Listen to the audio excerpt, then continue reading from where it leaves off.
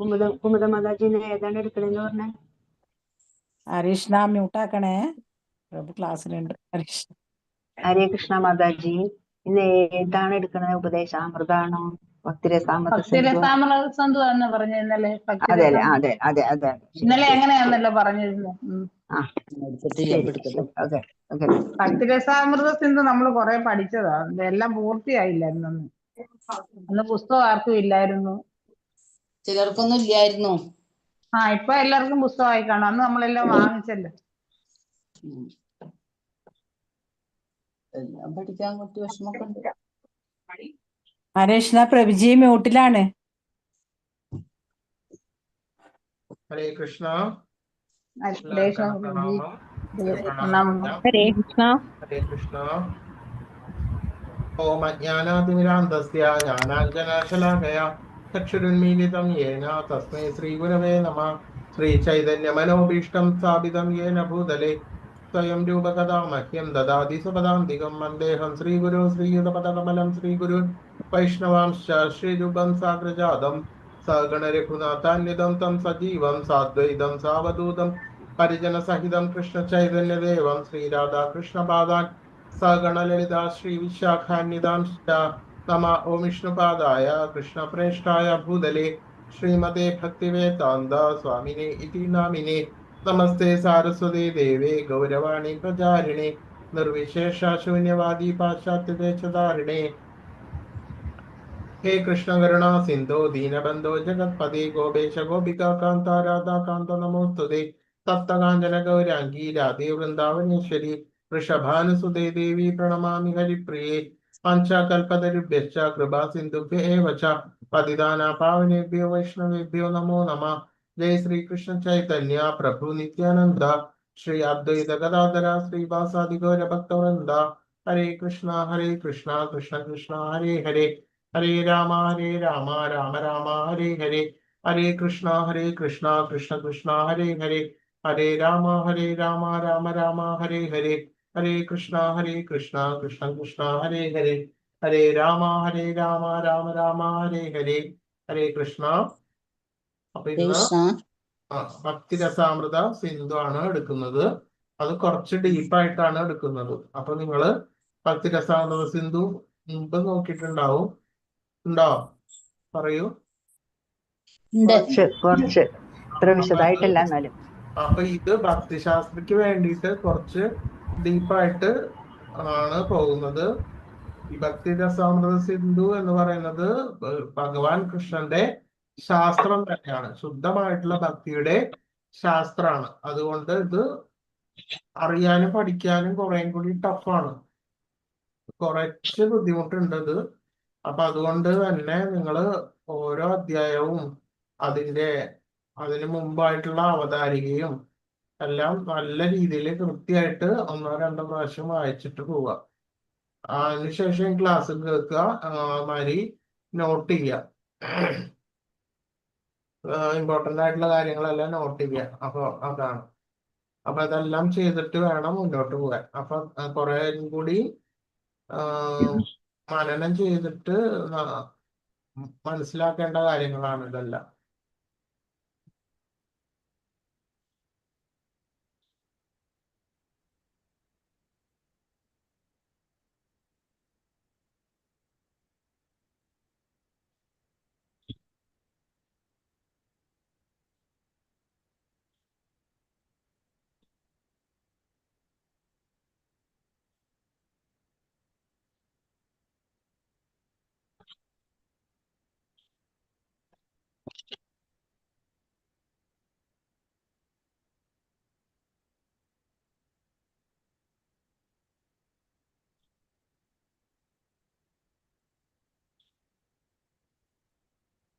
Screen കാണുന്നുണ്ടോ എല്ലാവർക്കും? ഭക്തിശാസ്ത്രി ഇല്ലേ? കാണാനുണ്ട്.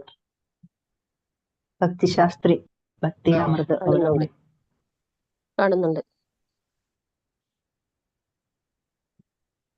അപ്പൊ ഭക്തിരസാമൃത സിന്ധു എന്ന് പറയുന്നത് ആരാണ് ശരിക്കും? ആരാണ് അതിന്റെ കർത്താവ്? ഭക്തിരസാമൃത സിന്ധു എന്ന് പറഞ്ഞിട്ടുള്ളത് ശീല ഗോസ്വാമി. ആ ചൈതന്യ മഹാപ്രഭു തന്നെ സ്വയം തന്നെ അദ്ദേഹത്തിന്റെ ശിഷ്യനായിട്ടുള്ള രൂപ ഗോസ്വാമിക്ക് പ്രയാഗയിൽ വെച്ചിട്ട് ഉപദേശിച്ചതാണത്. അപ്പോ അത് വളരെ ബൃഹത്താണ്. ആ ശാസ്ത്രം ഭഗവാൻ കൃഷ്ണന്റെ ശാസ്ത്രമാണത്. ആ ശാസ്ത്രം ക്രോഡീകരിച്ച് കുറേ കൂടി നമുക്ക് അറിയാൻ വേണ്ടി അത് ക്രോഡീകരിച്ച് അദ്ദേഹം അതായത് രൂപ ഗോസ്വാമി രചിച്ചിട്ടുള്ളതാണ് ഈ ഭക്തിരസാമൃത സിന്ധു. കേൾക്കണില്ലായിരുന്നു പ്രഭിജു, കുറച്ചു നേരം കട്ടായി. കേൾക്കുന്നില്ലേ? ഇപ്പൊ കേൾക്കണുണ്ട്. കുറച്ചു നേരം ഫോൺ എന്താ അറിയില്ല, ലൈവ് കിട്ടുന്നുണ്ടായിരുന്നില്ല. എല്ലാവർക്കും അങ്ങനെയാണോ? ഇല്ല, ഞങ്ങൾക്ക് കേൾക്കാം. ഹരികൃഷ്ണ. അതായത് മംഗള പ്രാർത്ഥനയോടുകൂടി ഭഗവാൻ ശ്രീകൃഷ്ണൻ പരമദിവ്യോത്തമ പുരുഷനാണ്, കാരണങ്ങൾക്കെല്ലാം കാരണഭൂതനാണ്, അദ്ദേഹം തന്നെയാണ് സകല രസങ്ങളുടെയും അധിപൻ എന്നതാണ്. സർവത്തിനെയും ആകർഷിക്കുവാൻ ശേഷിയുള്ളവനാണ് ഭഗവാൻ കൃഷ്ണൻ. സർവശ്രേഷ്ഠമായിട്ടുള്ള ആകർഷകമായിട്ടുള്ള ആ രൂപമാണ് അദ്ദേഹത്തിനുള്ളത്. സർവലൗകികമായിട്ടുള്ള ഈ അതീന്ദ്രിയവും ആകർഷകവുമായിട്ടുള്ള ഈ ശരീര ലക്ഷണങ്ങൾ കൊണ്ട് അദ്ദേഹം താര, പാലിക, ശ്യാമ, ലളിത, സർവോപരി ശ്രീമതി രാധാറാണി എന്നീ ഗോപികമാരെ മുഴുവനും വശീകരിച്ചു. ആ വശീകരണം എന്ന് പറഞ്ഞത് അതീന്ദ്രിയമാണ്. നമ്മൾ ഉദ്ദേശിക്കുന്ന ഈ ഭൗതിക ഈ തലത്തിൽ വെച്ചൊരിക്കലും അതിനെ മതിക്കരുത്. ആ സർവ രസങ്ങളുടെയും നാഥനാണ് ഭഗവാൻ ശ്രീകൃഷ്ണൻ. ശ്രീമദ് ഭക്തി സിദ്ധാന്ത സരസ്വതി ഗോസ്വാമി പ്രഭുപാദരുടെ പ്രേരണയാൽ നടത്തുന്ന ഈ കൃതിയുടെ രചനയിൽ വിഘ്നങ്ങളൊന്നും ഉണ്ടാകാതിരിക്കുവാൻ ഭഗവാന്റെ കാരുണ്യം നമ്മളിൽ ചൊരിയുമാറാകട്ടെ എന്ന് അവതാരികയിൽ പറയുന്നുണ്ട്. ശ്രീല രൂപ ഗോസ്വാമി പ്രഭുപാദരുടെയും ഭക്തിരസാമൃത സിന്ധു ഈ സംഗ്രഹ പഠനം തയ്യാറാക്കാൻ പ്രചോദനമരുളിയ ഭക്തി സിദ്ധാന്ത സരസ്വതി ഗോസ്വാമി പ്രഭുപാദരുടെ പദകമലങ്ങളിൽ ഞാൻ ആദ്യമായി പ്രണാമം അർപ്പിച്ചു കൊള്ളട്ടെ. അപ്പോൾ ഇത് പിന്നെയും ക്രോഡീകരിച്ച് നമുക്ക് തന്നിട്ടുള്ളത് ശ്രീല പ്രഭുപാദരാണ്. അപ്പൊ അദ്ദേഹത്തിന്റെ ഗുരുവിനെയും സ്മരിച്ചുകൊണ്ടാണ് ഇത് തുടങ്ങുന്നത്. 5 നൂറ്റാണ്ടുകൾക്ക് മുമ്പ് കൃഷ്ണാബോധം പ്രചരിപ്പിക്കുവാനായി പശ്ചിമ ബംഗാളിൽ അവതാരം ചെയ്ത ശ്രീ ചൈതന്യ മഹാപ്രഭുവാൽ നിർദ്ദേശിക്കപ്പെട്ട ഭക്തിയുത സേവനത്തിന്റെ ഉദാത്തമായിട്ടുള്ള ഒരു ശാസ്ത്രമാണിത്. തന്റെ ജ്യേഷ്ഠ സഹോദരനും ആത്മീയാചാര്യനുമായിട്ടുള്ള സനാതന ഗോസ്വാമിക്ക് ആ രൂപ ഗോസ്വാമി പ്രണാമം അർപ്പിക്കുന്നുണ്ട്. അദ്ദേഹത്തിന് എപ്പോഴും അതീന്ദ്രിയമായിട്ടുള്ള ആനന്ദം എപ്പോഴും ഉണ്ടാകട്ടെ എന്ന് പ്രാർത്ഥിച്ചുകൊണ്ടും ഇരിക്കുന്നുണ്ട് രൂപ ഗോസ്വാമി. മഹാസമുദ്രത്തിലെ മത്സ്യങ്ങൾക്ക് സമാനരും മുക്തിയുടെ വിവിധ നദികളെ നിസ്സാരമാക്കി തള്ളിക്കളയുന്നവരുമായിട്ടുള്ള മഹാഭക്തന്മാർക്കും ആചാര്യന്മാർക്കും വിനീതമായിട്ടുള്ള എല്ലാ വൈഷ്ണവർക്കും ആ രൂപ ഗോസ്വാമി വിനീതമായിട്ടുള്ള സാദര പ്രണാമങ്ങൾ അർപ്പിച്ചുകൊണ്ടാണ് ഈ ഭക്തിരസാമൃത സിന്ധു തുടങ്ങിയിട്ടുള്ളത്. ഭക്തൻ നിത്യമായിട്ട് ജീവിക്കുന്നത് ഭക്തിയുത സേവനത്തിന്റെ മഹാസാഗരത്തിലാണ് ഒരു ഭക്തൻ എപ്പോഴും ജീവിക്കുന്നത്. അവർ നദികളെ ഒന്നും വകവയ്ക്കുന്നില്ല. അതായത് യഥാർത്ഥ ഭക്തന്മാർ ഭഗവാനോടുള്ള അതീന്ദ്രിയ ഭക്തി സേവനത്തിന്റെ അലയാഴിയിൽ തന്നെയായിരിക്കും എപ്പോഴും. സാവധാനം സമുദ്രത്തിലേക്ക് ഒഴുകിയെത്തുന്ന നദികളോട് തുലനം ചെയ്യാതിരിക്കുന്ന മറ്റു പ്രക്രിയകളുമായിട്ട് യാതൊരു ബന്ധമില്ല. അപ്പൊ അതെന്താന്ന് വെച്ചാല് എല്ലാ ഭക്തന്മാരുടെയും ഏതിൽ ആമഗ്നമായിരിക്കുന്നു? ഭഗവത് ഭക്തിയിൽ എപ്പോഴും ആമഗ്നമായിരിക്കുന്നു. ആ ഭക്തൻ ഒരിക്കലും ആ ഭക്തിയിൽ നിന്നു തൊട്ട് താഴെയുള്ള രസങ്ങളെയോ മറ്റ് പ്രതികരണങ്ങളെയോ ഒന്നും തന്നെ ഗൗനിക്കുന്നില്ല. മനസ്സിലായോ? ക്ലിയർ ആവുണ്ടോ പറയുന്നത്? ശുദ്ധഭക്തിയിലും താഴെയുള്ള ഒരു തരത്തിലുള്ള ആ സംസാരത്തിൽ ഈ പ്രപഞ്ചത്തിലുള്ള ഒന്നിനെയും തന്നെ വിലമതിക്കുന്നില്ല. ശുദ്ധഭക്തി മാത്രമാണ് ഒരു ഭക്തൻ വിലമതിക്കുന്നത്. ആ ഭക്തൻ എപ്പോഴും ആ ഈ ഭക്തിയുടെ രസാമൃത ആ സിന്ധുവിൽ, ആ ഭക്തിയുടെ കടലിൽ തന്നെ എപ്പോഴും ആമഗ്നമായിട്ട് ഇരിക്കുവാൻ വേണ്ടിയിട്ട് ശ്രമിക്കുന്നു. അതിന് തൊട്ട് താഴെയുള്ള മറ്റ് പ്രതികരണങ്ങൾ, മറ്റ് തരത്തിലുള്ള ചിന്തകളോ എന്തു തന്നെ വിഷയങ്ങളോ ആകട്ടെ, അതിനൊന്നും തന്നെ വിലമതിക്കുന്നില്ല. ഇങ്ങനെയെന്നാൽ എപ്പോഴും ഒരു സമുദ്രം ആ സമുദ്രം എന്ന് പറയുന്നത്, മഹാസമുദ്രം എന്ന് പറയുന്നത് മറ്റ് പല നദികളും ഒഴുകി വരുന്നതാണ്. അപ്പൊ നമ്മളൊരു സമുദ്രത്തിൽ അവിടെ ചേരുകയാണെങ്കിൽ നമ്മൾ ഏതിനെയാണ് വിലമതിക്കുന്നത്? ഒഴുകി വരുന്ന പുഴകൾ, ചെറിയ ചെറിയ കൈത്തോടുകളെ, പുഴകളെയാണോ, അതോ നമ്മളുടെ മുന്നിൽ നിൽക്കുന്ന സമുദ്രത്തെയാണോ? ഏതിനാണ് വിലമതിക്കുന്നത്? ഏതിനാണ്?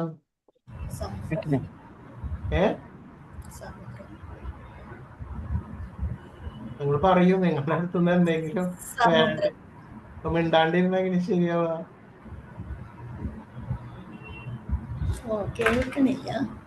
ഏതിനാണ്? സമുദ്രത്തിനല്ലേ? നമ്മളുടെ മുന്നിൽ ഒരു സമുദ്രം ഉണ്ടെങ്കിൽ നമ്മൾ അതിനെയല്ലേ വിലമതിക്കുക?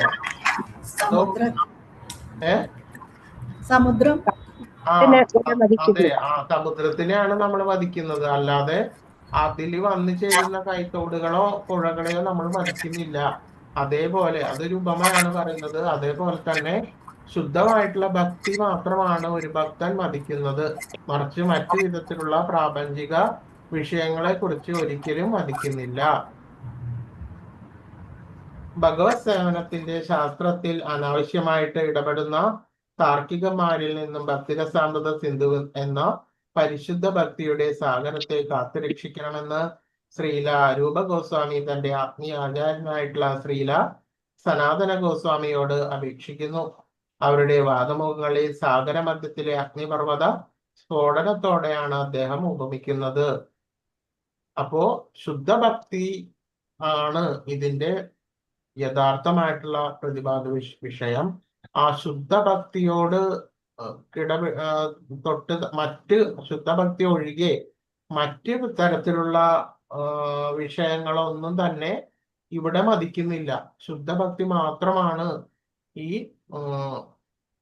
അതായത് ഭക്തിരസാമൃത സിന്ധുവിലെ പ്രതിപാദ്യ യഥാർത്ഥ വിഷയം എന്ന് പറഞ്ഞത്.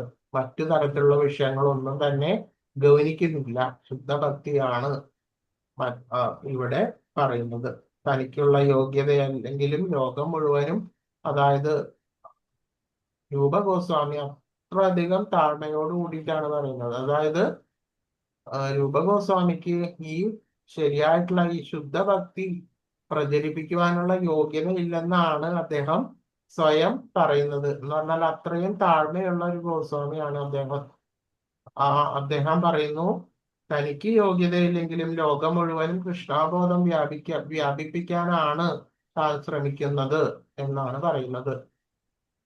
ഭക്തിരസാമൃത സിന്ധുവിന്റെ കർത്താവായിട്ടുള്ള ശ്രീല രൂപ ഗോസ്വാമി വിനയപൂർവ്വമാണ് അത് പറയുന്നത്. കൃഷ്ണാബോധം പ്രചരിപ്പിക്കുന്ന എല്ലാം തന്നെ.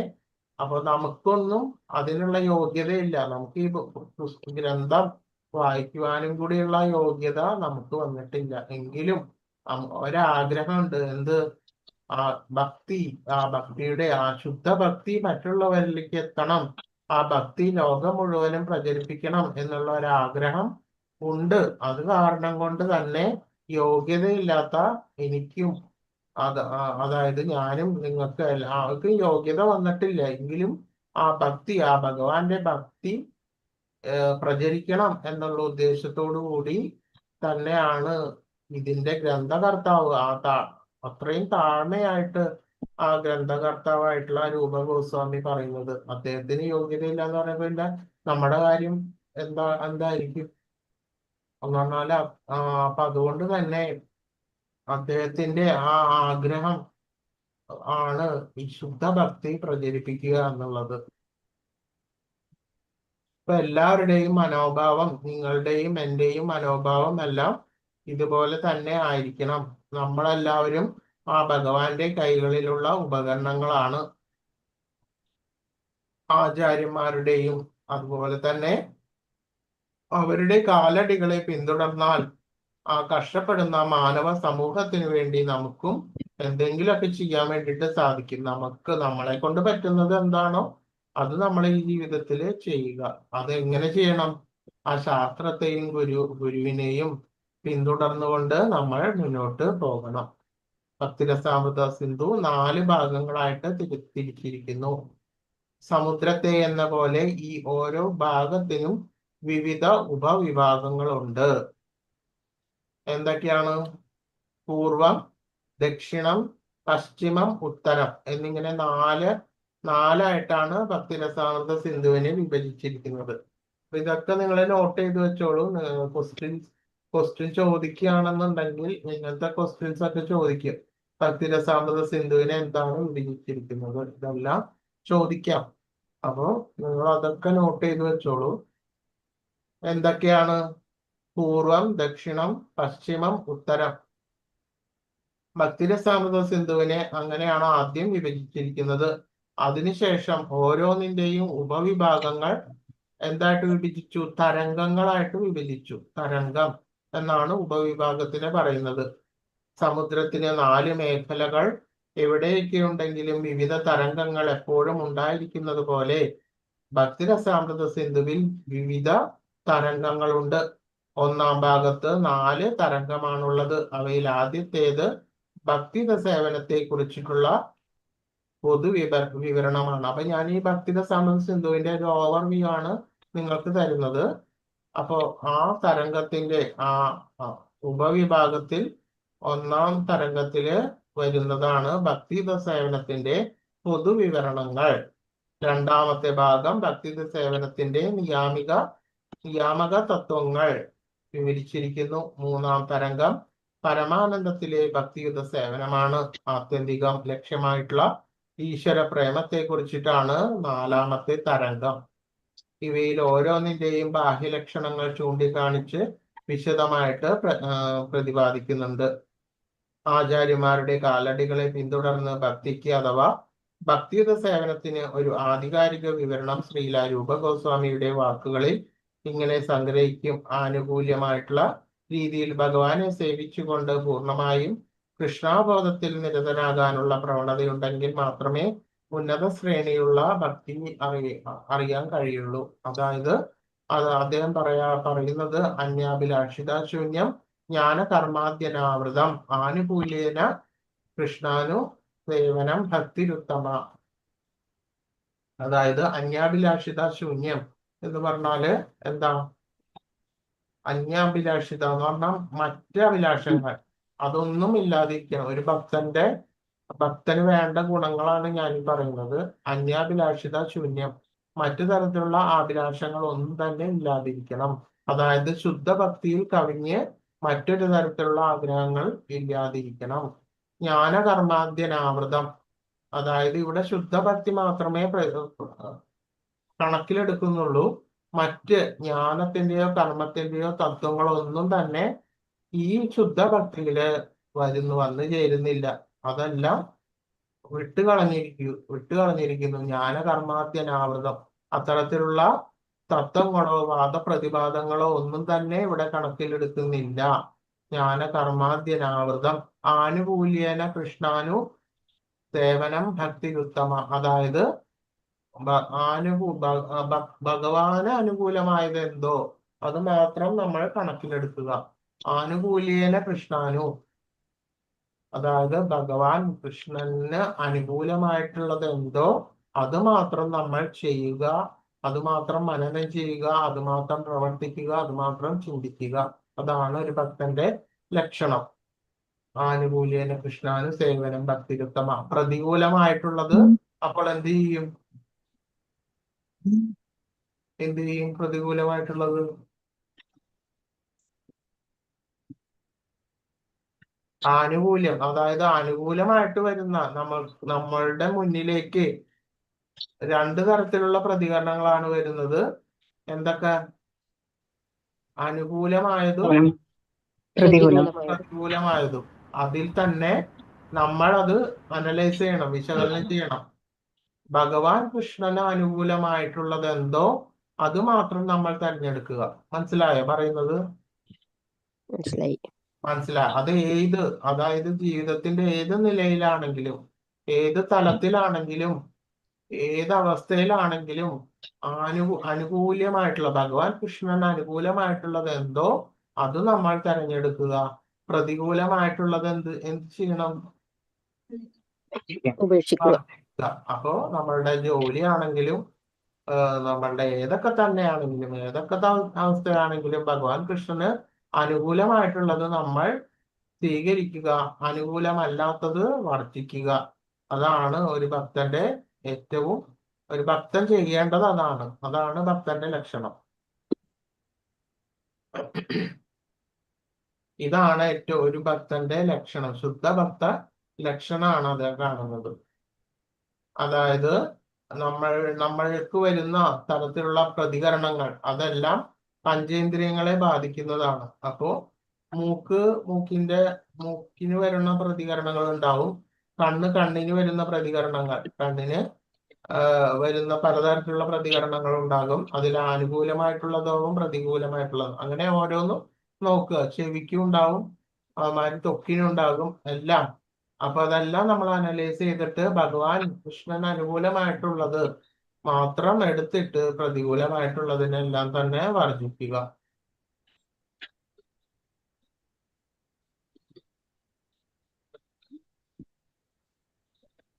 ഭക്തിരസാമൃത സിന്ധുവിന്റെ 6 വ്യത്യസ്ത വിഭാഗങ്ങളാണ്. അതായത് ഭക്തിയുടെ വിഭാഗങ്ങളായിട്ട് തിരിച്ചത്. അഖില രസാമൃത മൂർത്തി എന്ന നിലയിൽ ഭഗവാന്റെ കൃഷ്ണന്റെ സ്ഥാനം മനസ്സിലാക്കുക. അതായത് സർവരസങ്ങളുടെയും നാഥനാണ് ഭഗവാൻ എന്ന് ഞാൻ മുമ്പ് പറഞ്ഞു കഴിഞ്ഞു. അപ്പൊ അതാണ് ഭഗവാന്റെ സ്ഥാനം. അതാണ് അഖില രസാമൃത മൂർത്തി. 2, ശുദ്ധ ഭക്തി സേവനത്തിന്റെ നിർവചനം. അതാണ് ഞാനിപ്പോ പറഞ്ഞ ശ്ലോകം. അന്യാഭിലാഷിത ശൂന്യം ജ്ഞാനകർമ്മദിനാവൃതം ആനുകൂല്യാനുഷ്ഠാനം. ശ്ലോകം എന്താണ്? ഈ ബുക്കിൽ ഇല്ലല്ലോ, അത് കണ്ടില്ലല്ലോ. ഇതില് കാണില്ല. അത് നിങ്ങൾക്ക് പഠിക്കാൻ വേണ്ടിട്ട് നിങ്ങൾക്ക് തരും. ഇത് വളരെ വാസ്റ്റ് ആയിട്ടുള്ള ഒരു ഗ്രന്ഥാണിത്. ഇത് തന്നെ ക്രോഡീകരിച്ചിട്ട് കിട്ടിക്കണാണ് നമ്മളുടെ കയ്യിലുള്ളത്. പക്ഷെ അതിന്റെ ശ്ലോകങ്ങളെല്ലാം നിങ്ങൾക്ക് പഠിക്കുവാൻ വേണ്ടിട്ട് തരും. അപ്പൊ അതിലുണ്ടാവും ഈ ശ്ലോകങ്ങളെല്ലാം. അപ്പൊ അതിൽപ്പെട്ട ഒരു ശ്ലോകമാണ് ഇപ്പൊ ഞാൻ ചൊല്ലിയത്. അത് ഈ പുസ്തകത്തിൽ ഉണ്ടാവില്ലേ? അപ്പോ എന്താ പറഞ്ഞ ശുദ്ധ ഭക്തിയുത സേവനത്തിന്റെ നിർവചനമാണ് ഞാനിപ്പോ പറഞ്ഞത്. ആ ശ്ലോകം വിവരിച്ചിട്ട് പറഞ്ഞതാണ് ഇപ്പോ ഞാൻ പറഞ്ഞത്. ശുദ്ധ ഭക്തി സേവനത്തിന്റെ 6 സവിശേഷതകള്. അതാണ് ക്ലേശാഗ്നി സുഭത, ശുദ്ധീകരണ പ്രക്രിയയുടെ പ്രവർത്തനവും പുരോഗതിയുടെ വിവിധ തലങ്ങളിൽ കൈവരിച്ച ഘട്ടങ്ങളും, സാധനാഭക്തി, ഇന്ദ്രിയ നിയന്ത്രണത്തിലൂടെ അന്യാഭിലാഷ ശൂന്യം വളർത്തുക. അതായത് മുമ്പ് പറഞ്ഞ പോലെ ഇന്ദ്രിയങ്ങൾക്ക് നേരെ വരുന്ന പ്രതികരണങ്ങൾ പലതും ഉണ്ടാകാം. അതിൽ നമ്മൾ ഭഗവാൻ കൃഷ്ണന് അനുകൂലമായിട്ടുള്ളത് സ്വീകരിക്കുകയും പ്രതികൂലമായിട്ടുള്ളത് വർജിക്കുകയും ചെയ്യുക. ഭാവഭക്തി, അത് എന്ന് പറഞ്ഞാല് ആനന്ദത്തിലുള്ള ഭക്തി സേവനം. അത് കുറെ ഉയർന്ന തലത്തിലുള്ളതാണ് ഭാവഭക്തി. ഏറ്റവും മികച്ച പൂർണ്ണതയിലേക്കുള്ള പ്രാഥമികമായിട്ടുള്ള ഘട്ടം പ്രേമഭക്തി. ഈ ഭാവഭക്തിയും പ്രേമഭക്തിയും ഒക്കെ ഭഗവാൻ കൃഷ്ണൻ അവതാരമെടുത്ത സമയത്ത് ആ ഗോപികമാർക്കുള്ള ഭക്തിയാണ് ഈ ഭാവഭക്തിയും പ്രേമഭക്തിയും. അതായത് ഭക്തിയുടെ ഉയർന്ന ഘട്ടങ്ങളാണ്. അപ്പൊ ഇതെല്ലാം ഈ ഭക്തിരസാമൃത സിന്ധുവിന്റെ ലാസ്റ്റ് ഘട്ടങ്ങളിലാണ് ഇതെല്ലാം പരാമർശിച്ചിരിക്കുന്നത്.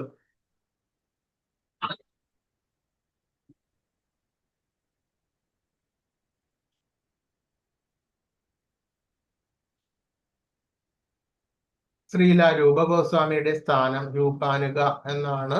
എന്ന നിലയിൽ ശ്രീല രൂപ ഗോസ്വാമിക്ക് എന്താ ഒരു പ്രധാനമായിട്ടുള്ള സ്ഥാനം ഗൗഡീയ വൈഷ്ണവരുടെ ഇടയിലുണ്ട്. എന്താണ്?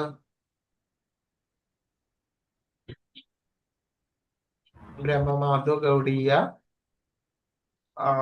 ആ സമ്പ്രദായത്തില് രൂപ ഗോസ്വാമിയുടെ സ്ഥാനം എന്താണ്? എന്താണ് സ്ഥാനം? ഏറ്റവും ഉയർന്ന സ്ഥാനം. ആ ശരി, ഞാന് സമയം കളയുന്നില്ല, ഇത് വളരെ വാസ്റ്റ് ആണ്. അതുകൊണ്ട് തന്നെ ശ്രീല രൂപ ഗോസ്വാമി ആണ് എല്ലാ തരത്തിലുള്ള നിയാമിക തത്വങ്ങൾ ഒരു വൈഷ്ണവനെ ഏത് രീതിയിൽ ആചരിക്കണം, ഏത് രീതിയിൽ ജീവിക്കണം എന്നുള്ള തത്വ സംഹിതകളെല്ലാം അദ്ദേഹമാണ് ക്രോഡീകരിച്ച് പറഞ്ഞു തന്നിട്ടുള്ളത്. അപ്പൊ അദ്ദേഹം പറഞ്ഞു തന്നിട്ടുള്ള ആചാര്യൻ പറഞ്ഞു തന്നിട്ടുള്ള ആ വഴിയിലൂടെയാണ് ആര് നടക്കുന്നത്? ഈ ബ്രഹ്മമാധ്വ ഗൗഡീയ സമ്പ്രദായത്തിലുള്ള വൈഷ്ണവരെല്ലാം നടക്കുന്നത്, ആ ഫോളോ ചെയ്യുന്നത് ഈ രൂപ ഗോസ്വാമിയുടെ ഈ അദ്ദേഹത്തിന്റെ ഫോളോവേഴ്സ് ആണ്. ആരാണ് ഫോളോവേഴ്സ്? വൈഷ്ണവർ. നമ്മളെ പോലുള്ള നമ്മളും നിങ്ങളും എല്ലാവരും വൈഷ്ണവ അത് ഫോളോ ചെയ്യുന്ന എല്ലാവരും ബ്രഹ്മമാധവ ഗൗഡീയ സമ്പ്രദായത്തിലുള്ളവരെല്ലാം ഈ രൂപാനുകരാണ്. അതുകൊണ്ട് തന്നെ ഈ ഫോളോ ചെയ്യുന്ന ആരൊക്കെയുണ്ടോ അവരെല്ലാവരും രൂപാനുകരാണ്. അതുകൊണ്ട് തന്നെ അദ്ദേഹത്തിന് എന്ത് കാര്യം നമ്മൾ ചെയ്യുമ്പോഴും ആ പ്രണാമ മന്ത്രം അദ്ദേഹത്തിന് അർപ്പിച്ചിട്ടാണ് നമ്മൾ ഈ ക്ലാസ് പോലും ഇവിടെ തുടങ്ങുന്നത്. അതാണ് രൂപപ്രണാമം. ശ്രീ ചൈതന്യ മനോഭീഷ്ടം സ്ഥാപിതമേന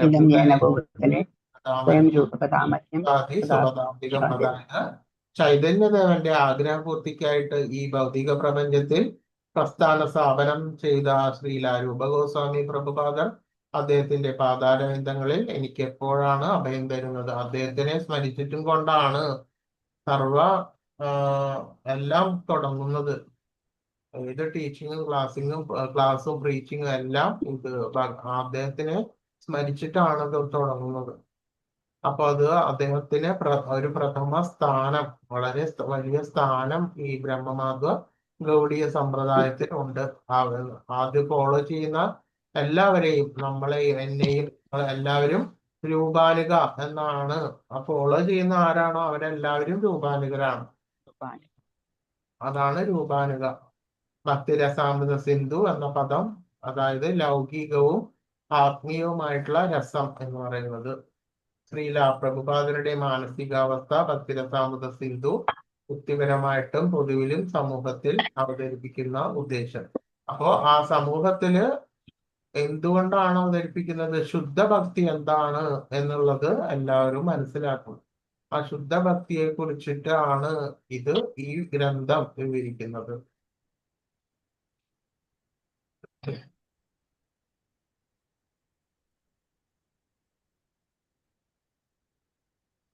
അതുകൊണ്ട് ആധ്യാത്മിക ജീവിതം വളർത്തിയെടുക്കുകയും ഭക്തിയുത സേവനത്തിൽ ഏർപ്പെടുകയും ചെയ്യുന്നവർ സദാ കർമ്മനിരതരാണ്. ഇത്തരം പ്രവർത്തികൾ മനസ്സുകൊണ്ടോ ശരീരം കൊണ്ടോ ആകാം. അപ്പോ നമ്മൾ പറഞ്ഞു കുറച്ചു മുമ്പ് പറഞ്ഞു പഞ്ചേന്ദ്രിയങ്ങൾ.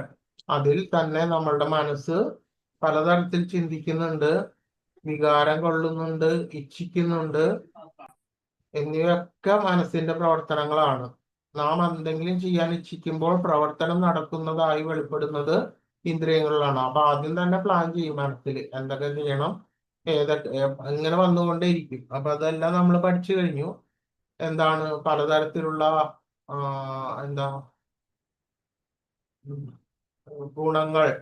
ഗുണങ്ങളുടെ അടിസ്ഥാനത്തിലാണ്, ത്രിവിധ ഗുണങ്ങളുടെ അനുസരിച്ചിട്ടാണ് മാനസിക പ്രവർത്തനങ്ങളെല്ലാം നടക്കുന്നത്. അപ്പൊ അതിനനുസരിച്ച് നമ്മൾ പ്ലാൻ ചെയ്യും, പിന്നെ ഇച്ഛിക്കും, അതനുസരിച്ച് പ്രവർത്തികൾ ചെയ്യും. ഇങ്ങനെയാണ് വരുന്നത്. അപ്പോൾ ഇത്തരത്തിലുള്ള മാനസിക പ്രവർത്തനങ്ങളിൽ നമ്മൾ എന്ത് ചെയ്യണം? എല്ലാം തന്നെ ഭഗവാന്റെ സേവയ്ക്കും ഭഗവാന് അനുകൂലമായിട്ടുള്ളത് മാത്രം സ്വീകരിക്കുകയും അല്ലാത്തത് തിരസ്കരിക്കുകയും ചെയ്യണം. ശ്രേഷ്ഠരായിട്ടുള്ള ആചാര്യന്മാരുടെയും സ്വന്തം ആധ്യാത്മിക ആചാര്യന്മാരുടെയും കാലടികളെ പിന്തുടർന്ന് കൃഷ്ണനെ സന്തോഷിപ്പിക്കുവാനുള്ള അപ്പൊ ഒരു ഭക്തന്റെ ഏറ്റവും പ്രധാനമായിട്ടുള്ള ലക്ഷ്യം എന്താണ്? കൃഷ്ണനെ സന്തോഷിപ്പിക്കും. ഭഗവാനെ സന്തോഷിപ്പിക്കുക എന്നുള്ളതാണ് ഒരു ഭക്തന്റെ പ്രധാനപ്പെട്ടതല്ല, ആത്യന്തികമായിട്ടും വേണ്ടത് ഭഗവാനെ സന്തോഷിപ്പിക്കുക. അതാണ് ഒരു ഭക്തന്റെ ലക്ഷ്യം. അപ്പൊ എന്ത് പ്രവർത്തനങ്ങളോ പ്രതിപ്രവർത്തനങ്ങളോ നടന്നാലും എന്തായാലും വേണ്ടില്ല, അത് ഭഗവാനെ സന്തോഷിപ്പിക്കാൻ ഉതകുന്നതാണോ അല്ലയോ എന്ന് മാത്രമാണ് ഒരു ശുദ്ധഭക്തൻ എപ്പോഴും ചിന്തിക്കേണ്ടത്. ക്ലിയർ ആണോ പറയുന്നത്? മനസ്സിലാവുന്നില്ലേ? മനസ്സിലാവുന്നുണ്ട്. സ്പീഡ് കൂടുന്നുണ്ടോ? ഇല്ല. ഓക്കെ.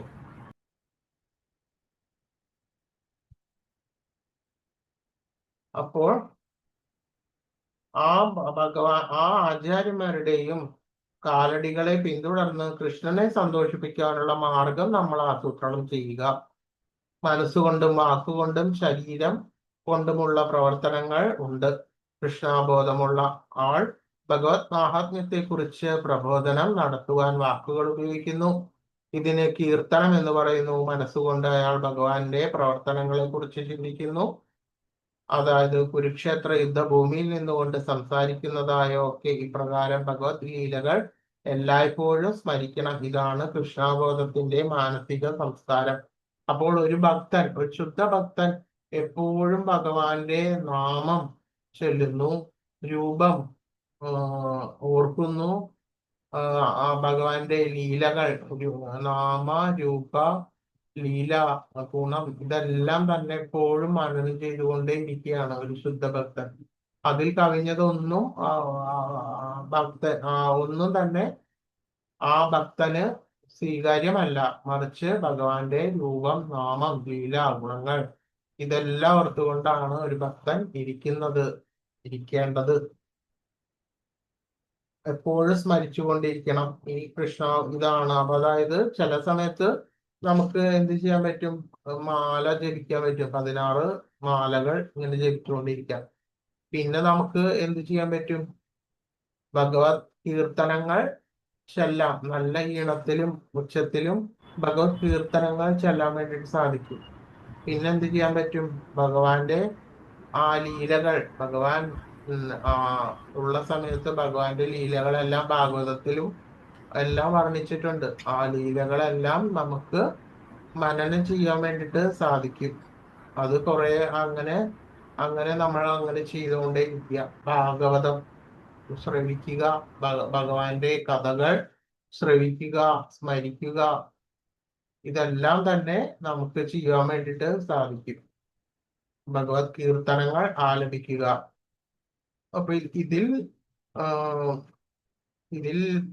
കവിഞ്ഞ വേറെ ഒന്നും തന്നെ ഒരു ഭക്തന് സ്വീകാര്യമല്ല. മറ്റ് പ്രാപഞ്ചികമായിട്ടുള്ള യാതൊരു തരത്തിലുള്ള വിഷയങ്ങളും ഒരു ഭക്തന് സ്വീകാര്യം അല്ല എന്നാണ് പറയുന്നത്. ഇതുപോലെ ശാരീരികമായിട്ടുള്ള പ്രവർത്തനങ്ങൾ, ഭഗവത് പൂജ ചെയ്യുക, അതായത് ആൾട്ടർ ഉണ്ടാവും ഒരു ഭക്തന്, അതായത് നമ്മളുടെ ഭഗവാനെയും എല്ലാം വച്ചിരിക്കുന്ന ഫോട്ടോസും ഇതൊക്കെ വെച്ചിരിക്കുന്ന സ്ഥലം ഉണ്ടാവും. അപ്പൊ അത് നമുക്ക് എന്ത് ചെയ്യാം? ഭഗവാന് നിവേദ്യങ്ങൾ അർപ്പിക്കുവാൻ വേണ്ടി സാധിക്കും. പിന്നെ എന്ത് ചെയ്യാൻ സാധിക്കും? അവിടെ പൂക്കൾ അവിടെ വയ്ക്കുവാൻ സാധിക്കും. അതുമാതിരി ആ ഭാഗം എപ്പോഴും വൃത്തിയാക്കി സൂക്ഷിക്കുക. അതെല്ലാം തന്നെ ഭഗവത് സേവനമായിട്ടാണ് കരുതുന്നത്. അങ്ങനെയാണ് വരുന്നത്. അപ്പൊ അതുകൊണ്ട് തന്നെ അത്തരത്തിലുള്ള സേവനങ്ങളിൽ തന്നെ മുഴുകിയിരിക്കുക. അതായത് അതുപോലെ നമ്മൾ ഭഗവാന് വേണ്ടിയിട്ട് മാല കെട്ടിയിട്ട് ചാർത്തുക, അങ്ങനെയൊക്കെ. അതായത് നമ്മൾ എപ്പോഴും ഭഗവാന്റെ സേവനത്തിൽ മാത്രം ഭഗവത് സേവനത്തിൽ മാത്രം മുഴുകിയിരിക്കുക എന്ന അവസ്ഥയാണ് ഇതിൽ ഇപ്പൊ പറയുന്നത്. അതാണ് ഒരു ശുദ്ധ ഭക്തന്റെ അവസ്ഥ. ഇതാണ് ശരിയായിട്ടുള്ള മാനസികമായിട്ടുള്ള സംസ്കാരം. എല്ലായ്പ്പോഴും ഭഗവത് ലീലകൾ, ഭഗവാന്റെ ഗുണങ്ങൾ, ലീലകൾ, ഭഗവത് സേവ ഇതെല്ലാം ചെയ്തുകൊണ്ടേയിരിക്കുക. ഇതുപോലെ ശാരീരികമായിട്ടുള്ള പ്രവർത്തനങ്ങളെ കൊണ്ട് നമുക്ക് പലവിധ സേവനങ്ങൾ, അതാണ് ഇപ്പോൾ ഞാൻ പറഞ്ഞത്. ഈ ശിഷ്യ പരമ്പര സമ്പ്രദായത്തിൽ കൃഷ്ണന്റെ നേരിട്ടുള്ള പ്രതിനിധിയായിട്ടുള്ള ആധ്യാത്മിക ഗുരുവിലൂടെയാണ് ഈ ബന്ധം സ്ഥാപിക്കുന്നത്. അതിനാൽ കൃഷ്ണാബോധ പ്രവർത്തനങ്ങൾ നടപ്പിലാക്കുന്നത് ആധ്യാത്മിക ആചാര്യന്റെ നിർദ്ദേശമാണ്. അത് നമുക്ക് ഒരിക്കലും തോന്നുമ്പടി ഒന്നും ചെയ്യരുത്, മറിച്ച് ആ ശരിയായിട്ടുള്ള ശാസ്ത്രത്തെയും ഗുരുവിനെയും ഗുരുവിന്റെ നിർദ്ദേശത്തെയും അനുസരിച്ചിട്ട് വേണം നമ്മൾ എല്ലാം ചെയ്യാൻ വേണ്ടിയിട്ട്. അല്ലാതെ നമ്മൾക്ക് തോന്നുമ്പടി നമ്മൾ ഒരിക്കലും നമ്മളുടെ മാനസിക വ്യാപാരം അനുസരിച്ചിട്ടുള്ള സേവനത്തിലൊന്നും ഏർപ്പെടരുത്, മറിച്ച് ശാസ്ത്രത്തിന്റെയും ഗുരുവിന്റെയും പിന്തുണ അതിൽ കൂടെ വേണം നമ്മളെല്ലാം ചെയ്യാൻ വേണ്ടിയിട്ട്. അതായത് ശരിയായിട്ടുള്ള ഒരു വിശ്വാസത്തോട് കൂടിയിട്ട് വേണം അത് അനുഷ്ഠിക്കാൻ. ആധ്യാത്മിക ആചാര്യനുമായിട്ടുള്ള ഒരു ബന്ധം, നമ്മളും ഒരു ആധ്യാത്മിക ആചാര്യനും തമ്മിലുള്ള ഒരു ബന്ധം ആണ് ദീക്ഷ എന്ന് പറയുന്നത്. അപ്പോ ഒരു ശരിയായിട്ടുള്ള ഒരു ആചാര്യനും അദ്ദേഹത്തിന്റെ ശിഷ്യനും അങ്ങനെ വരുമ്പോൾ ആ ബന്ധം ഏതിലൂടെയാണ് പ്രാപ്തമാകുന്നത്? അതായത് ശരിയായിട്ടും ഇപ്പൊ നമ്മളുടെ സമ്പ്രദായം എന്ന് പറയുന്നത് ബ്രഹ്മമാധ്വ ഗൗഡീയ സമ്പ്രദായം. ആ സമ്പ്രദായത്തില് ആ ശൃംഖലയില് ഓരോ കണ്ണുകൾ ആകണം എന്നുണ്ടെങ്കിൽ അതിന് ഔപചാരികമായിട്ട് ഒരു കർമ്മം ചെയ്യേണ്ടതുണ്ട്. അതാണ് ദീക്ഷ എന്ന് പറയുന്നത്. ആ ദീക്ഷയിലൂടെയാണ് ഒരു ആചാര്യനും ശിഷ്യനും തമ്മിലുള്ള ഒരു ബന്ധം ഉണ്ടാകുന്നത്. ആ ബന്ധത്തിനെയാണ് ദീക്ഷ എന്ന് പറയുന്നത്. ഈ ആധ്യാത്മിക ആചാര്യനാൽ ദീക്ഷ നൽകപ്പെട്ട ദിവസം മുതൽ കൃഷ്ണനും കൃഷ്ണാബോധം വളർത്തിയെടുക്കുന്ന വ്യക്തിയും തമ്മിലുള്ള ആ ബന്ധം സ്ഥാപിതമായി കഴിഞ്ഞു. അപ്പോൾ ആ കൃഷ്ണനാൽ സ്ഥാപിക്കപ്പെട്ട ഈ സമ്പ്രദായം ബ്രഹ്മമാധ്വ ഗൗഡീയ സമ്പ്രദായം. ഭഗവാൻ കൃഷ്ണനാണ് പരമമായിട്ടുള്ള ആ ഗുരു. ആ ഭഗവാനിൽ നിന്നുള്ള തത്വങ്ങളെല്ലാം ബ്രഹ്മാവ്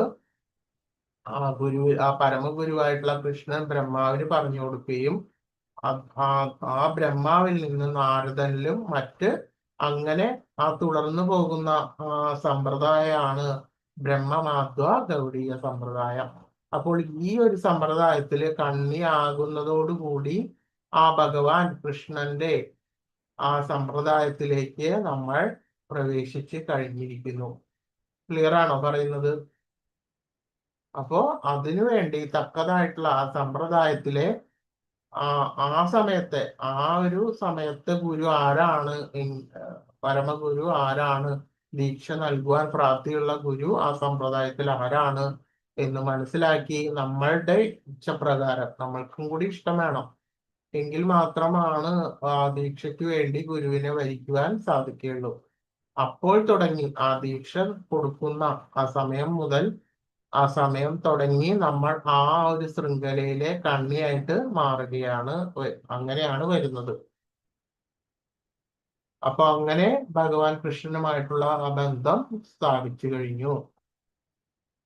അങ്ങനെ കൃഷ്ണാബോധം വളർത്തിയെടുക്കുന്ന ആ വ്യക്തിയും തമ്മിലുള്ള ആ ബന്ധം നമ്മൾ സ്ഥാപിച്ചു കഴിഞ്ഞു. ഒരു യഥാർത്ഥ ആചാര്യനിൽ നിന്നും ദീക്ഷ കൂടാതെ കൃഷ്ണാബോധത്തോടെയുള്ള പ്രവർത്തനമോ കൃഷ്ണനുമായിട്ടുള്ള ബന്ധമോ ഒരിക്കലും സാധ്യമല്ല.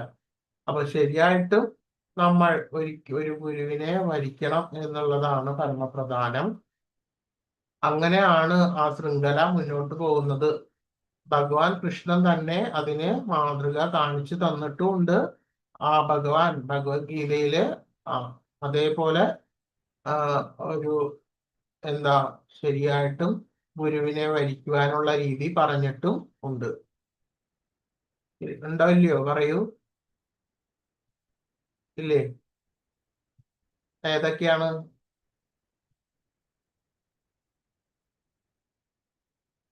അത് നിങ്ങൾ തന്നെ ഓർത്തെടുക്കുക ഏതൊക്കെയാണെന്ന്. ഇതിങ്ങനെ അത് ഇത്രയും പറഞ്ഞു കഴിഞ്ഞപ്പോ നിങ്ങൾക്ക് അത് പെട്ടെന്ന് ഓർമ്മ വരണം ഏതൊക്കെയാണെന്നുള്ളത്. ഭഗവാന്റെ ഗുരു ആരാണ്? ശ്രീകൃഷ്ണന്റെ ഭഗവാൻ സന്ദീപൻ സാന്ദീപനി മഹർഷി. അപ്പൊ അദ്ദേഹം തന്നെ അതിനെ ആ ഒരു മാതൃക നമുക്ക് കാണിച്ചു തന്നിട്ടുണ്ട്. പരമഗുരുവായിട്ടുള്ള ആ ഭഗവാനെ മുകളിൽ വേറെ ഗുരു ഇല്ല എങ്കിലും അദ്ദേഹം സാന്ദീപനി മഹർഷിയെ ഗുരുവായിട്ട് വരിച്ചു. എന്താണ് കാരണം? നമുക്ക് കാണിച്ചു തരാൻ വേണ്ടിട്ട്. ശ്രേഷ്ഠരായിട്ടുള്ള വ്യക്തികൾ ചരിക്കുന്ന ആ ചര്യയിലൂടെയാണ് മറ്റ് ആളുകൾ, അതായത് നമ്മളെ പോലുള്ളവർ അവരെ കണ്ട് അനുകരിക്കുന്നതാണ്. ശ്രേഷ്ഠരായിട്ടുള്ള ആളുകളെയാണ് നമ്മൾ അനുകരിക്കുന്നത്. അതുകൊണ്ട് തന്നെ അദ്ദേഹം ഭഗവാൻ കൃഷ്ണൻ സാന്ദീപനി മഹർഷി ആ ഗുരുവിൽ നിന്ന് ആ ഗുരുവായിട്ട് വരിച്ച് അദ്ദേഹത്തിൽ നിന്ന് വിദ്യ അഭ്യസിച്ചു. അതേപോലെ അപ്പൊ ശരിക്കും പറയുകയാണെങ്കിൽ ഭഗവാന് വേറെ വിദ്യകളുടെ ഒന്നും ആവശ്യമില്ല. ഭഗവാൻ എല്ലാ വിദ്യകളുടെയും ഉത്ഭവസ്ഥാനത്താണ്. എങ്കിലും ഭഗവാൻ അതിനുള്ള ഒരു മാതൃക നമുക്ക് കാണിച്ചു തന്നു എന്നുള്ളതാണ്. അപ്പൊ അതാണ് ഇപ്പൊ ഇവിടെ പറയുന്നത്, ആ ഗുരുവിനെ വരിക്കുന്നതിനുള്ള ആവശ്യകത. ഈ കൃഷ്ണബോധ സംസ്കരണം ഭൗതികമല്ല. ഭഗവാന് 3 തരം ശക്തിയാണ് പൊതുവിലുള്ളത്. ഏതൊക്കെ തരം ശക്തിയാണ് ഭഗവാനുള്ളത്? ബഹിരംഗ ശക്തി, തടസ്സ ശക്തി, ബഹിരംഗ ശക്തി, ബഹിരംഗ അന്തരംഗ ശക്തി. അന്തരംഗ ശക്തി, തടസ്സ ശക്തി. ജീവാത്മാക്കളെയാണ് തടസ്സ ശക്തി എന്ന് പറയുന്നത്. ഭൗതിക പ്രപഞ്ചം ഏതിലാണ് വരുന്നത്? ബഹിരംഗ ശക്തി എന്നാണ് പറയുന്നത്. ഭൗതിക പ്രവൃത്തിയുടെ പ്രവർത്തനമായിട്ടുള്ളതാണ്. ആധ്യാത്മിക ലോകം വരുന്നതാണ് അന്തരംഗ ശക്തി. അപ്പോ തടസ്സ ശക്തിയായിട്ടുള്ള ആ ജീവാത്മാക്കൾ തരത്തിലുള്ള ബാഹ്യശക്തിക്ക് കീഴ്പ്പെട്ട് പ്രവർത്തിക്കുമ്പോൾ ഭൗതിക പ്രവർത്തനങ്ങൾ നടത്തുന്നു. അവരുടെ പ്രവർത്തനങ്ങൾ അന്തരംഗ ശക്തിക്ക് വിധേയമായിട്ടാകുമ്പോൾ അവയ്ക്ക് കൃഷ്ണാവബോധം എന്ന് പറയുന്നു. അപ്പോ രണ്ടിന്റെയും നടുക്കാണ് ആര് നിൽക്കുന്നത്? തടസ്സ ശക്തി നിൽക്കുന്നത്. അതായത് ഒരു രേഖ പോലെ ബഹിരംഗ ശക്തിയുടെയും അന്തരംഗ ശക്തിയുടെയും നടുക്ക് ആണ് ഈ തടസ്സ ശക്തി. ഇത് വേണമെങ്കിൽ മ്യൂട്ടാക്കൂ.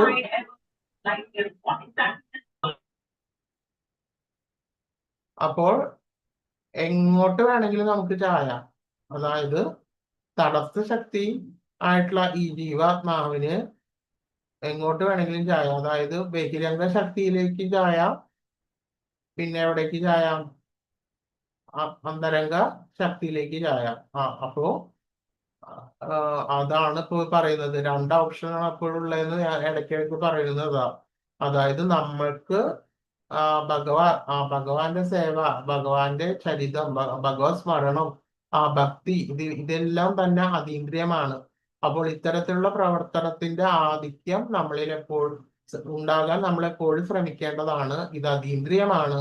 അതുകൊണ്ട് തന്നെ നമ്മൾ ഈ തടസ്സ ശക്തിയായിട്ടുള്ള ജീവാത്മാവ് എപ്പോഴും ആന്തരംഗ ശക്തിയിൽ ഊന്നി ജീവിക്കുകയാണ് വേണ്ടത്. ആന്തരംഗ ശക്തി, അതായത് അത് അതീന്ദ്രിയമാണ്. അത് ഭഗവാന്റെ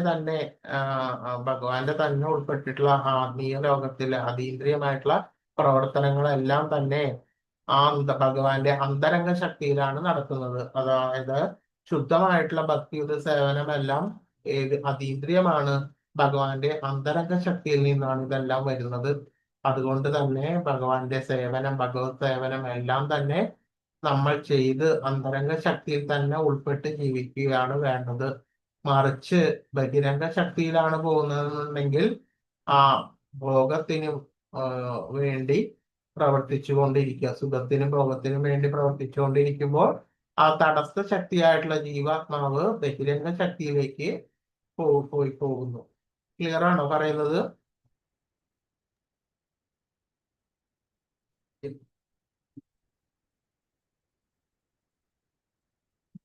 കൃഷ്ണന്റെ കാരുണ്യത്താൽ ഒരു യഥാർത്ഥ ഗുരുവിനെ ലഭിക്കുന്ന ആൾ ഭാഗ്യവാനാണ്. കൃഷ്ണദാസ് കവിരാജ ഗോസ്വാമിയുടെ ചൈതന്യ ചരിതാമൃതത്തിൽ ഭഗവാൻ ശ്രീ ചൈതന്യ മഹാപ്രഭു പറഞ്ഞിട്ടുണ്ട്, ആത്മീയ ജീവിതം ഗൗരവത്തോടെ കാണുന്ന വ്യക്തിക്ക് യഥാർത്ഥ ആത്മീയാചാര്യനെ കണ്ടെത്തുവാനുള്ള ബുദ്ധി കൃഷ്ണൻ തന്നെ നൽകും. അപ്പോൾ ഭഗവാൻ തന്നെയാണ് നമ്മൾക്ക് എന്ത് ആധ്യാത്മിക ആചാര്യനെ കണ്ടെത്താനും സമ്പ്രദായത്തിനെ കണ്ടെത്താനും അതിലേക്ക് എത്താനും ഉള്ള ബുദ്ധിയും മാർഗവും ഭഗവാൻ കൃഷ്ണൻ തന്നെയാണ് തുറന്ന് നൽകുന്നത് എന്ന് ഇവിടെ ബോധ്യമാകുന്നു. അതല്ലാത്തവർക്ക് ഒരിക്കലും ഇത് തുറന്ന് കിട്ടുന്നില്ല എന്നതാണ് ഇതിലൂടെ മനസ്സിലാക്കാൻ സാധിക്കുന്നത്. അപ്പൊ അതിന്റെ ബുദ്ധി, അതിനു വേണ്ടതായിട്ടുള്ള തക്ക ബുദ്ധി ഭഗവാൻ കൃഷ്ണൻ തന്നെയാണ് നമുക്ക് നൽകിയിരിക്കുന്നത്. തുടർന്ന് ആത്മീയ ഗുരുവിന്റെ കാരുണ്യം കൊണ്ട് കൃഷ്ണാബോധത്തിൽ ആ വ്യക്തി പുരോഗതി പ്രാപിക്കുകയും ചെയ്യും. അപ്പൊ അതിനുള്ള ആ സമ്പ്രദായവും അതിന്റെ ആ മെത്തേഡും ഇതെല്ലാം ആ രീതികളും ആ വഴികളും അതിനുള്ള ബോധവും ബുദ്ധിയും എല്ലാം ഭഗവാൻ കൃഷ്ണൻ നമുക്ക് തന്നു. അതും കാണിച്ചും തന്നു, ഏതാണെന്നുള്ളതെല്ലാം. എന്നിട്ട് തിരഞ്ഞെടുക്കേണ്ടത് നമ്മളാണ്. അതിനുശേഷം അത് തിരഞ്ഞെടുത്തു കഴിഞ്ഞാല് പിന്നെ എന്താണ് സംഭവിക്കുന്നത്? പരമഗുരുവിന്റെ കാരുണ്യം കൊണ്ട് നമ്മൾ അതിൽ ഉയർച്ച പ്രാപിക്കുകയും ചെയ്യുന്നു. ഇപ്രകാരം കൃഷ്ണബോധത്തിന്റെ ആധികാരിക മേഖല മുഴുവനും ആത്മീയ ശക്തിയുടെ കൃഷ്ണന്റെയും ആധ്യാത്മിക ആചാര്യന്റെയും നേരിട്ടുള്ള നിയന്ത്രണത്തിന് കീഴിലാണ്. ഇതിന് ഭൗതിക ലോകവുമായിട്ടുള്ള ഒരു ബന്ധവുമില്ല. അതായത് എല്ലാം തന്നെ ഭഗവാന്റെ നിയന്ത്രണത്തിന് കീഴിലാണ്. ആ സമ്പ്രദായവും ശുദ്ധമായിട്ടുള്ള ഭക്തി സേവനവും ആ ഭക്തന്റെ നിലയും സേവയും എല്ലാം തന്നെ അതീന്ദ്രിയമാണ്. അതെല്ലാം ഭഗവാന്റെ അന്തരംഗ ശക്തിയിൽ ഉൾപ്പെടുന്നതാണ്.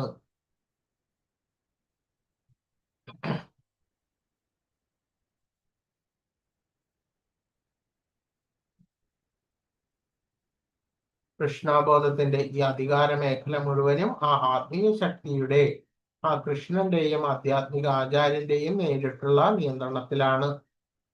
ആ പരമദിവ്യോത്തമ പുരുഷനായിട്ടുള്ള ആ ഭഗവാനെ അദ്ദേഹത്തിന്റെ അനേക വിസ്തരണങ്ങളുമാണ് ഈ അന്തരംഗ ശക്തിയിലുള്ളത്. അദ്ദേഹത്തിന്റെ സമ്പൂർണ്ണ വിസ്തരണങ്ങളിൽ നിന്നും ഭാഗിക വിസ്തരണങ്ങളിൽ നിന്നും വിഭിന്ന ശക്തികളിൽ നിന്നുമാണ് ഈ വിസ്തരണങ്ങളെല്ലാം ഉണ്ടായിട്ടുള്ളത്. കൃഷ്ണൻ എന്നാൽ സർവവും ഉൾപ്പെടുന്നു. ഭഗവാൻ കൃഷ്ണൻ എന്ന് പറഞ്ഞാല് സർവ്വതും ഭഗവാനിൽ ഉൾപ്പെടുന്നു എന്നാണ് പറയുന്നത്. എന്നിരുന്നാലും കൃഷ്ണൻ എന്ന് വെച്ചാൽ കൃഷ്ണനും അദ്ദേഹത്തിന്റെ വിസ്തരണങ്ങളും എന്നാണ് നാം മനസ്സിലാക്കുന്നത്. അതായത് അദ്ദേഹത്തിന്റെ വിസ്തരണങ്ങൾ എന്ന് പറയുന്നത് ബലദേവൻ, സംഘർഷണൻ, വാസുദേവൻ, അനിരുദ്ധൻ, പ്രദ്യുമ്നൻ, രാമൻ, നൃസിംഹം, വരാഹം മുതലായവരും അതുപോലെ മറ്റനേകം അവതാരങ്ങളും വിഷ്ണുവിന്റെ വികസനവും കൃഷ്ണന്റെ വികാസങ്ങളുമാണ്.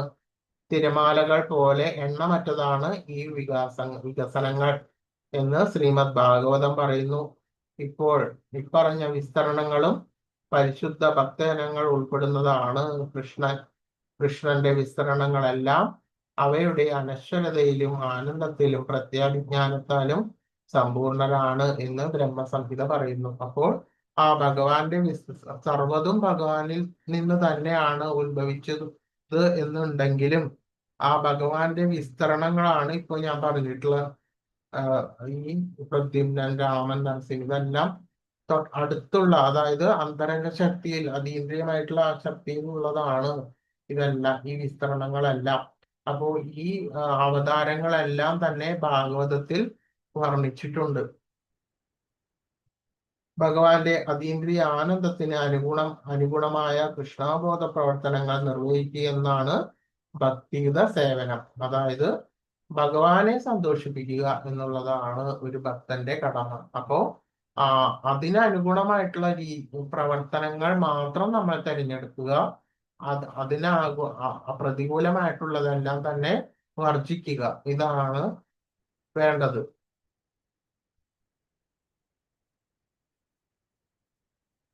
അപ്പൊ നിങ്ങളെപ്പോഴും ഈ നോട്ട് ഈ അവതാരിക വായിക്കുക, ഭാഗം 1 വായിക്കുക. എല്ലാവരുടെയും പുസ്തകം ഉണ്ടല്ലോ ഇല്ലേ?